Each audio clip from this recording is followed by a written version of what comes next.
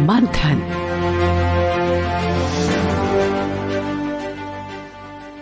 ये आकाशवाणी है। प्रस्तुत है कार्यक्रम मंथन। इसके अंतर्गत सुनिए अन्नदाताओं के सशक्तिकरण में प्रधानमंत्री फसल बीमा योजना की भूमिका पर चर्चा। इसमें भाग ले रही हैं कृषि एवं किसान कल्याण मंत्रालय में अपर आयुक्त कामना आर शर्मा। कार्यक्रम का संचालन कर रहे हैं सुबोध मिश्रा। नमस्कार श्रोताओं, खेती किसानी हमारे देश की आत्मा है, लेकिन मौसम का कोई भरोसा नहीं। कभी सूखा, कभी बाढ़, कभी ओलावृष्टि तो कभी कीटों का हमला, और मेहनत से उगाई गई फसल चौपट हो जाती है। ऐसे मुश्किल समय में प्रधानमंत्री फसल बीमा योजना किसानों के लिए एक मजबूत सहारा साबित होती है। जाहिर है देश की सरकार किसानों के साथ कंधे से कंधा मिलाकर खड़ी है। प्रधानमंत्री नरेंद्र मोदी ने किसानों के बारे में कहा, हमारी सरकार ने किसानों की ताकत को देश की प्रगति का आधार माना है। इसलिए बीते वर्षों में जो नीतियां बनी उनमें सिर्फ मदद नहीं थी, किसानों में भरोसा बढ़ाने का प्रयास भी था। पीएम किसान सम्मान निधि से मिलने वाली सीधी सहायता ने छोटे किसानों को आत्मबल दिया है। पीएम फसल बीमा योजना ने किसानों को जोखिम से सुरक्षा दी है। सिंचाई से जुड़ी समस्याओं को पीएम कृषि सिंचाई योजना के माध्यम से दूर किया गया है। प्रधानमंत्री फसल बीमा योजना कम प्रीमियम, ज्यादा कवरेज और जल्दी मुआवजे के साथ किसानों को फिर से खेतों में हिम्मत से उतरने का आत्मविश्वास देती है। अन्नदाताओं यानी किसानों के सशक्तिकरण में प्रधानमंत्री फसल बीमा योजना की क्या भूमिका है, इस पर चर्चा के लिए हमारे साथ हैं कृषि एवं किसान कल्याण मंत्रालय की अपर आयुक्त कामना आर शर्मा। कामना जी, मंथन में आपका स्वागत है। धन्यवाद सुबोध जी। कामना जी, सबसे पहले क्या आप श्रोताओं को बताना चाहेंगे कि प्रधानमंत्री फसल बीमा योजना का उद्देश्य क्या है, किसकी बुनियादी रूपरेखा कैसी है? सुबोध जी, 2016 में भारत सरकार ने प्रधानमंत्री फसल बीमा योजना की शुरुआत की, और इसी के साथ मैं यह भी बताना चाहूंगी कि इसी योजना के साथ साथ एक पुनर्गठित फसल बीमा, मौसम आधारित फसल बीमा योजना भी चलती है। दोनों जो योजनाएं हैं ये एक साथ चलाई जाती हैं। प्रधानमंत्री फसल बीमा योजना का मुख्य उद्देश्य ये था कि उसके पहले जो भी बीमा योजनाएं चल रही थीं उनमें जो भी त्रुटियां पाई गईं, जहां भी कुछ गैप्स पाए गए कि किसानों को कैसे ज्यादा से ज्यादा बीमा कवर में आच्छादित किया जाए, ज्यादा से ज्यादा क्षेत्रफल जो है योजना में लाया जाए, और कैसे पूर्ण फसल चक्र जो होता है उस चक्र में जो भी हर स्टेज होती है किसी फसल की, उसको जो है कवर किया जाए किसानों के लिए। तो ये तो मुख्य उद्देश्य था इस योजना का।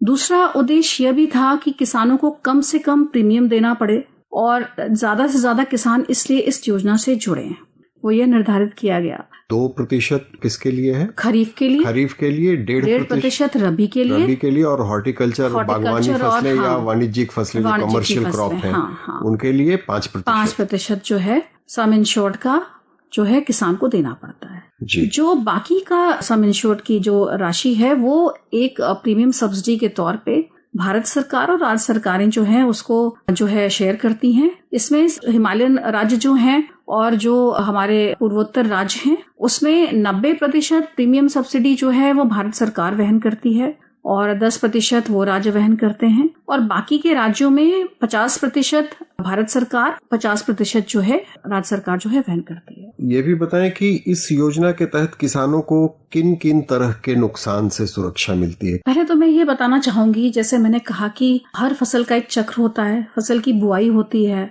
फिर उसके बाद उसमें फसल उगना शुरू होती है और अंत में फसल कटाई होती है।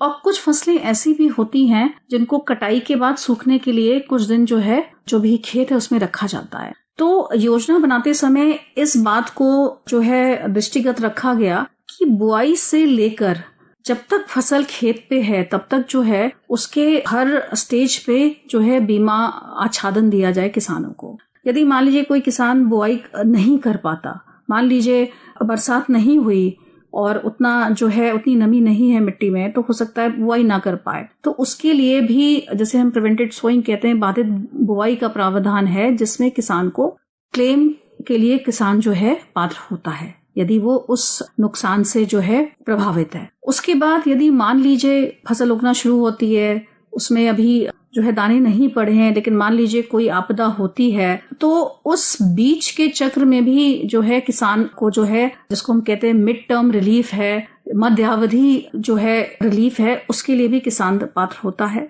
कहीं कहीं जो है यदि किसान को उसके ही खेत में यदि कोई नुकसान होता है, जल भराव होता है, ओलावृष्टि होती, तो उस पे भी वो पात्र है। और फसल कटाई के बाद तो जो प्रमुखता जो क्लेम जारी होते हैं, जो वो फसल कटाई के बाद जारी होते हैं, और कुछ फसल जो सूखने के लिए रखी जाती है खेत में कटने के बाद, तो उसमें भी 15 दिन तक कटने के बाद जो है बीमा कवर जारी रहता है। अब हम आते हैं आपदाओं पर।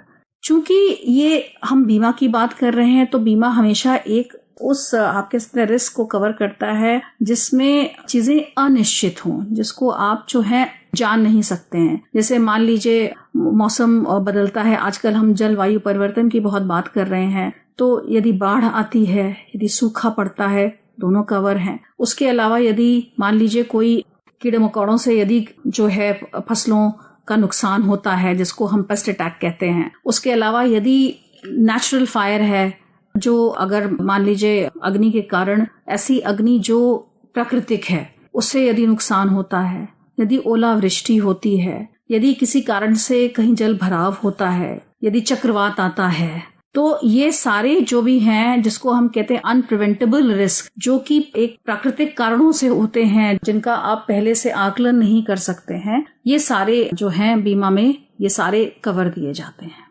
और किसानों के बीच एक भ्रांति ये भी रहती है कि बीमा सिर्फ उसी को मिल सकता है जो बैंक से लोन ले रहा हो, ऋण ले रहा हो, या किसी और संस्था से ले रहा हो। क्या ऐसा कुछ है? नहीं सुबोध जी, ऐसा नहीं है। योजना जब बनाई गई तो उसमें ये ध्यान में रखा गया कि सभी किसान जो अभी योजना का लाभ लेना चाहते हैं, किसी भी किसान को वंचित ना रखा जाए।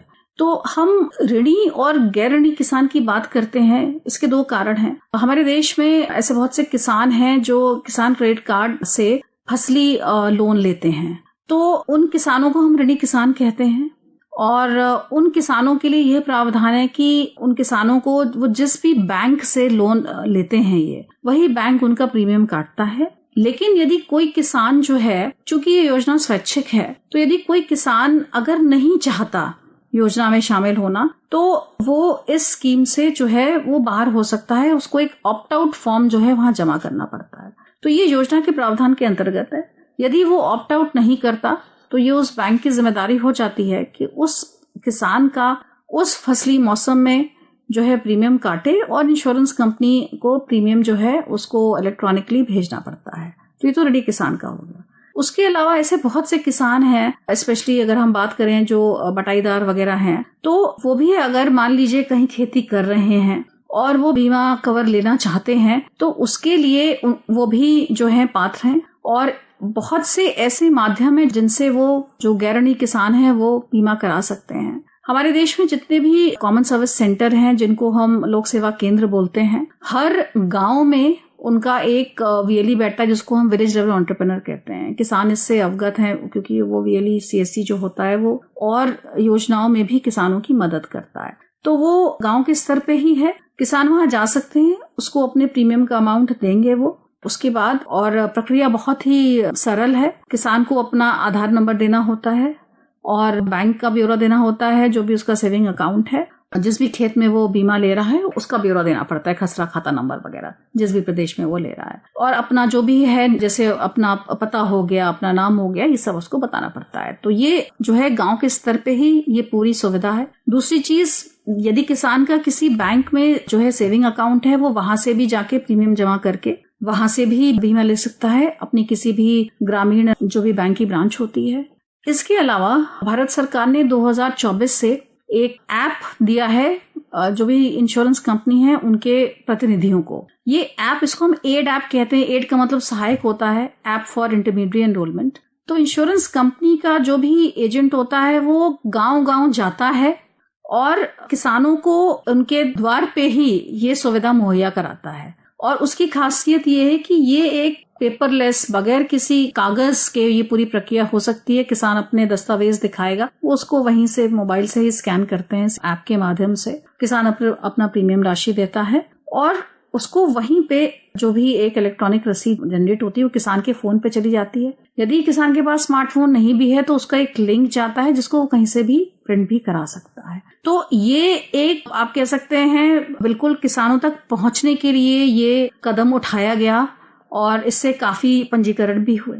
उसके अलावा जो राष्ट्रीय कृषि बीमा पोर्टल है उस पे यदि कोई किसान किसी की मदद से या खुद भी इतना जागरूक है वो सीधे जाके भी उस पे भी पंजीकरण करा सकता है। तो बहुत से माध्यम हैं जो किसान के जो गांव हैं वहीं उपलब्ध हैं और वो खुद भी करा सकता है। आपने इस बातचीत में मुआवजे की रकम का जिक्र किया था और अभी इसके बारे में हाल ही में केंद्रीय कृषि एवं किसान कल्याण मंत्री शिवराज सिंह चौहान ने झुंझुनू में कहा, जनवरी से लेके अब तक 11,000 करोड़ रुपया किसानों के खाते में डाल चुके हैं और आज जो 3900 करोड़ रुपया उसमें से 1/3 तो राजस्थान के ये है। और राजस्थान के किसान भाइयों और देश के किसान भाइयों मैं आपको आश्वस्त करता हूँ, मोदी जी की सरकार है, भगवान ना करे कभी फसल बर्बाद हो, लेकिन अगर कभी ऐसी मौका आ गया तो राहत की राशि में कसर नहीं रखेंगे, क्योंकि हम जानते हैं कि फसल अगर बर्बाद होती है तो केवल फसल बर्बाद नहीं होती, किसान की जिंदगी बर्बाद होती है,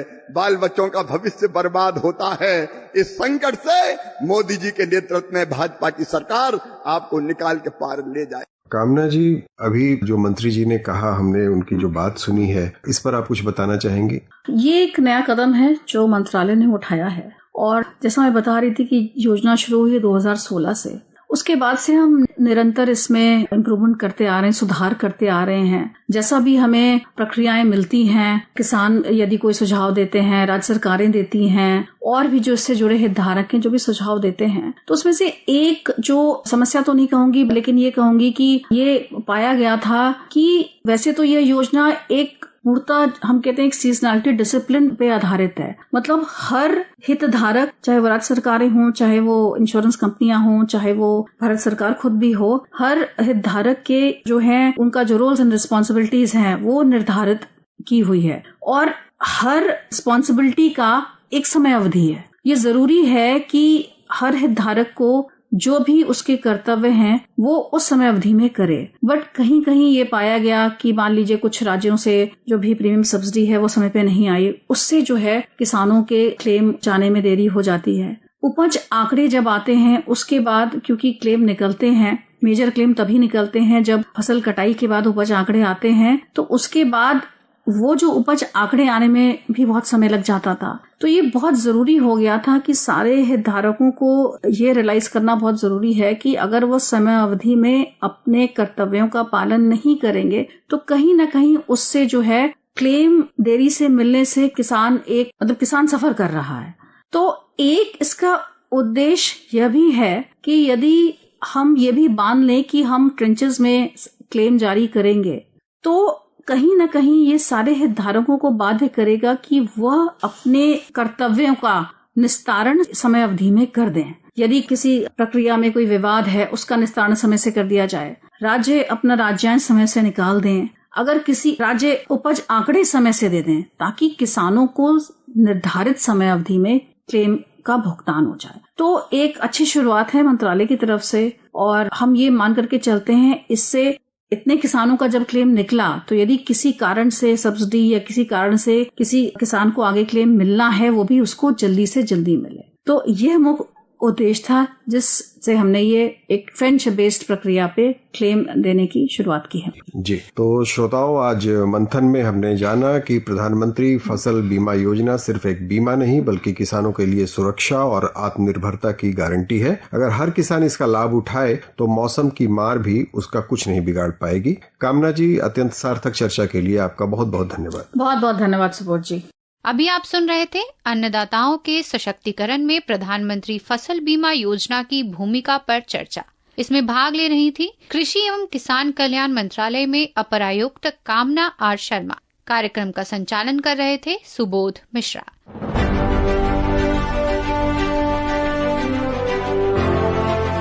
मंथन।